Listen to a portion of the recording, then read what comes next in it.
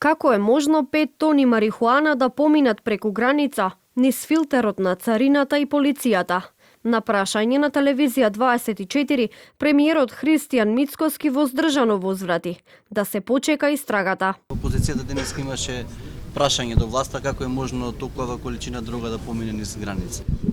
А од каде знаеме дека поминало од Македонија? Така тие тврдат.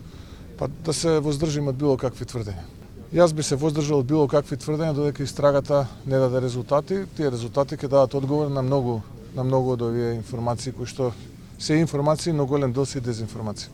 Дали МВР и Царина започнале со постапка за внатрешна контрола со оглед на тоа што овие две институции се клучниот филтер на граничните премини?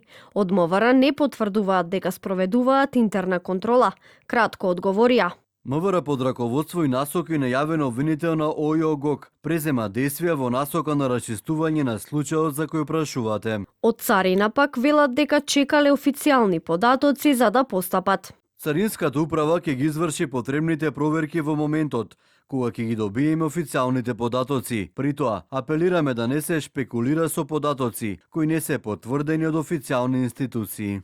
Вонредната контрола во фирмата во Скопска киселавода Алфа Фарм, која телевизија 24 веќе ја објави пред неколку дена, е завршена. Но Министерството за здравство се уште не ги соопштуваат деталите.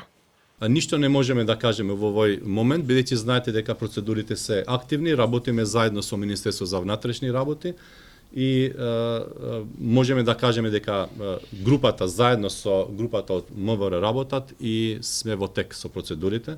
Дозволете да им дадеме време и да излезе после министерот за внатрешни работи со податоците кои што ќе ги имат од истрагата која што е во тек. За големата наркоафера од српското јавно обвинителство покрена истрага против 5 осомничени. На тројца од нив веќе им е определен притвор, а еден е во бегство. Тие се товарат за неовластено производство и ставање во промет на опојни дроги. Според информациите од српските истражни органи, марихуаната преку државната граница ја пренесувал косопственикот на фабриката во Македонија, Иван Драгник, кој ја доставувал до складиштето на Раде Спасоевик и Небојша Спасоевик, од каде за понатамошна продажба ја преземал Урош Младеновски. Организаторот на криминалната група Александар Мијаловиќ е во бегство и по него е распишана меѓународна потерница. Фирмата во која требало да стигне марихуаната била во собственост на пратеник од владеачката Српска напредна странка. Покрај марихуаната, полицијата во Србија запленила и 4 автоматски пушки, рачен фрлач и повеќе од 1,5 милиони динари, а вредноста на другата се проценува на околу 50 милиони евра.